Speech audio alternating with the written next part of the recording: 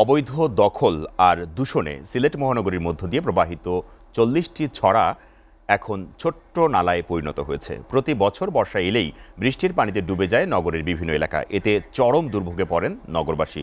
বর্ষা মৌসুমের শুরুতেই আবারও জলাবদ্ধতায় আতঙ্ক পেয়ে বসেছে নগরবাসীকে। সিলেট থেকে আবু তাহের চৌধুরীর প্রতিবেদন। প্রতি বছরই সামান্য বৃষ্টিতে দীর্ঘমেয়াদী জলবদ্ধতার কবলে পড়ে সিলেটবাসী।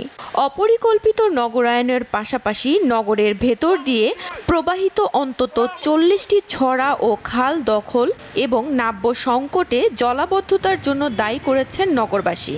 অল্প বৃষ্টিতে ছড়া আর খালের পানি ফুলে ফেপে উঠে জলবদ্ধতার সৃষ্টি হয়। একটু বাড়ি বৃষ্টি দিলেও আমরা গড় দুয়ারে পানি উঠে যায়, বাড়িতে পানি উঠে যায়, আমরা বাড়িতাম পারি না।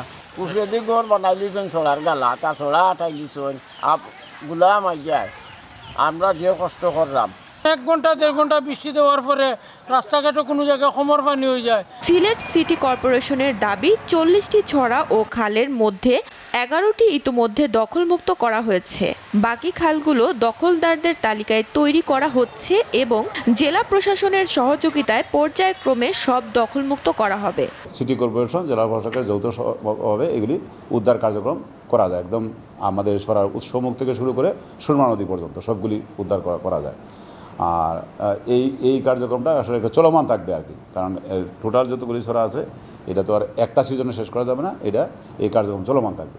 এদিকে বর্ষা মৌসুম শুরু হওয়ায় জলবদ্ধতার আশঙ্কায় নগরবাসী, তাই দুর্ভোগ লাঘবে দ্রুত কার্যকরী পদক্ষেপের প্রত্যাশা তাদের। এসিটিভি নিউজ ডেস্ক।